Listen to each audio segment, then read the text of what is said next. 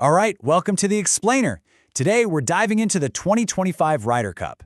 It's the 45th edition, and it is heading to New York for what's shaping up to be an absolutely legendary showdown. And look, you've got to understand, this is way more than just a golf tournament.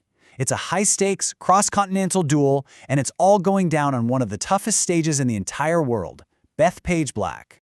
And this quote right here from European powerhouse Rory McIlroy, well, it tells you everything you need to know. It simulates noise and insults. Better to be prepared. I mean, get this, he's not talking about his golf swing. He's talking about straight-up psychological warfare. It just goes to show you how deep the prep is, and it's a huge clue about what Team Europe thinks they're walking into. So to really get a handle on this Ryder Cup, we have to look at how these two teams are gearing up for the fight. And what's wild is that they're taking completely different paths to get to the same goal. It's this classic clash of philosophies that starts way before anyone even tees off.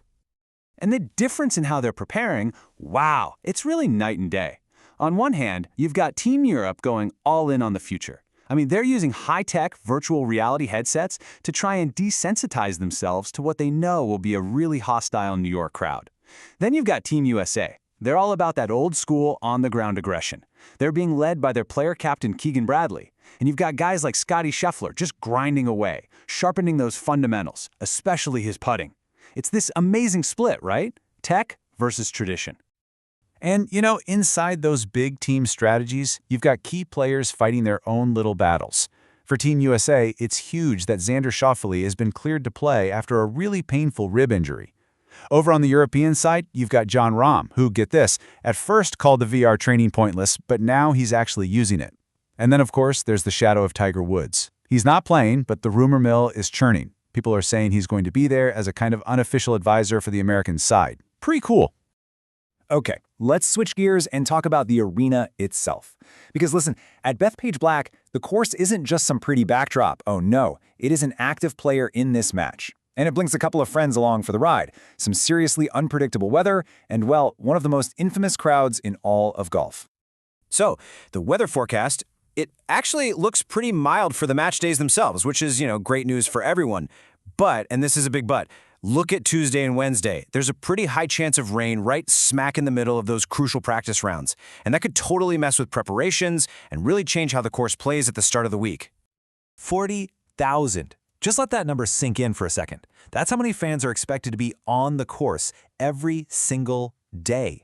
I mean, to put that into perspective, it's like you're taking the entire population of a small city and just dropping them onto a golf course.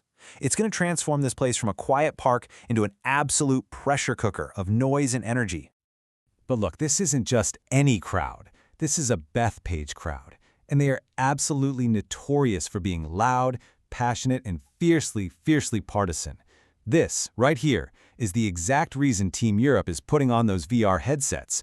They're trying to simulate the heckling, the insults, because they know exactly what is waiting for them. Okay, so let's say you're one of those 40,000 fans. How in the world do you even navigate an event this massive? It's going to be an incredible spectacle, for sure. But actually getting in on the action? Well, that's going to take a serious plan. Yeah, for anyone getting in is basically a multi-step mission. First off, forget about driving to the course. There's zero on-site parking. You have to get to an official shuttle point, board a bus, then clear multiple layers of security. The locals are already warning about parking chaos. It's like an adventure before the main event even starts. And hey, once you're finally through the gates, be ready for some, let's call them premium prices. Thinking about grabbing a beer to celebrate making it in? Well, that's going to set you back at least $15. Yeah, $15 to start. In the high-stakes world of the Ryder Cup, even the beer is playing in the big leagues. But the Ryder Cup is so much more than just the golf. It's really become this full-blown cultural circus. It's packed with all these sideshows and crazy moments that just add to the electric atmosphere and make the whole thing totally unforgettable. I mean, just take the Celebrity All-Star match, for example. For Team Europe, you've got Brooklyn Beckham, Catherine Zeta-Jones, and the legendary Paul Gasol. And then for Team USA, it's a New York dream team, Eli Manning, Michael Strahan, and the one and only John McEnroe. It's just a wild, super entertaining way to kick off the whole week. And the fun isn't just happening at the official events either. Somebody pulled a classic prank. They put out a fake tee time for Tom Brady and a few other stars. And wouldn't you know it, it sent this whole wave of fans scrambling across the course trying to find them. It was just this brief moment of chaos, but it perfectly captures that playful, kind of frenzied energy you only get at the Ryder Cup.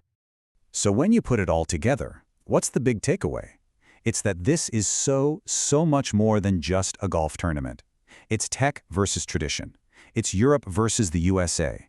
It's this legendary battle, this huge clash of styles and personalities, all playing out on one of the most demanding stages you could ever imagine.